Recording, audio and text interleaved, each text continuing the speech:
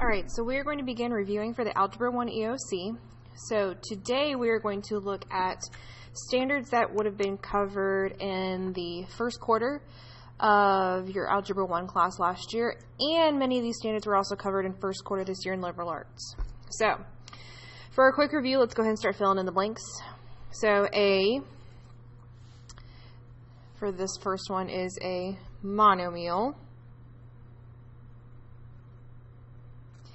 Is a number, variable, or product of a number and variables.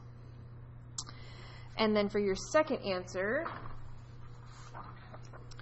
a polynomial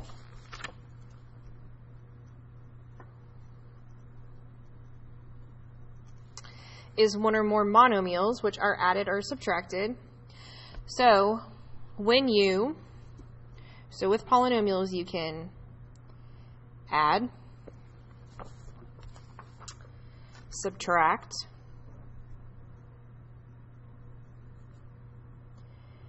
or multiply. They are closed, which means you will, when they say closed, this means the exponents are positive and whole numbers, and you will also, in the end, your result will be another polynomial. Alright, so adding polynomials. So, when you add polynomials, another way to remember how to do this is to combine like terms.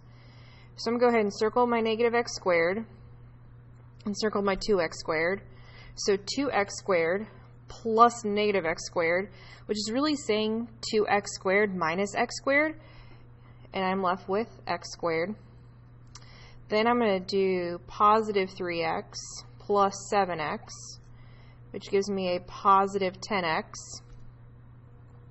And then last but not least will be negative 5 plus 2, which would give me a negative 3. Or excuse me, negative 3.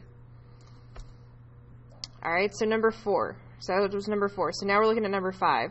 So I'm going to go along here. So I've got a 4xy, a negative 2y, a positive 9xy squared, and plus 6y.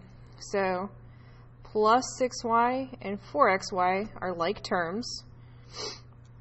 So I'm going to combine those. So one thing is, you need to remember how to write it in standard form. So you're going to start with the term with the largest degree first. Well, this term here has a degree of 3. These two terms have degrees of 2, and this has a degree of 1. So my first term is going to be my 9xy squared, since it has a degree of 3, plus, when I combine, 10xy, and then I'm going to subtract 2y. Alright, so lastly, I'm going to subtract polynomials. So I've got 2x squared plus 3x minus 5 minus negative x squared plus 7x plus 2. So 2x squared minus negative x squared. Alright, so when you minus a minus, it becomes a positive. So really, we're combining these terms. So this is 3x squared. Alright, so now let's look at, I've got plus 3x minus 7x. So 3 minus 7, I would get a negative 4x. And then I've got negative 5 minus a positive 2, which would be a negative 7. Alright, so now we're going to multiply polynomials. So remember, distributive property. So first I'm going to multiply my coefficients, and I get 8. 4 times 2. Then I've got x to the first power times x squared.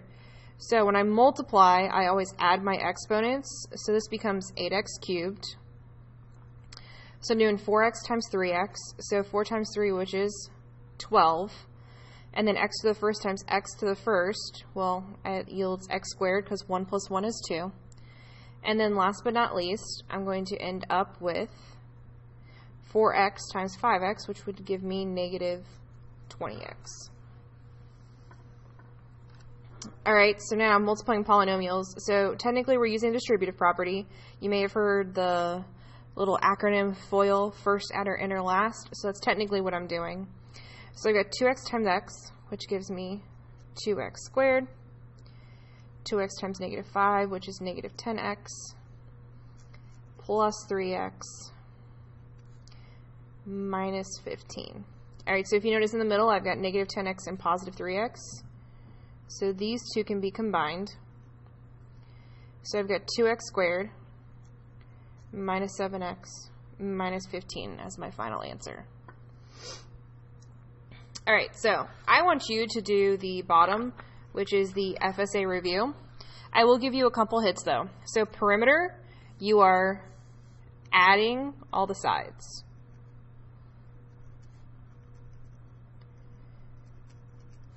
And then for number 10, area, you're multiplying. So area, multiply. And then looking at number 11, it says she realizes that the expression can be written in many equivalent ways. So you have a couple options. You can factor x squared plus 4x plus 3. Or over here for your options, use the distributive property. So use the distributive property. And last but not least, on some of those, you need to combine like terms.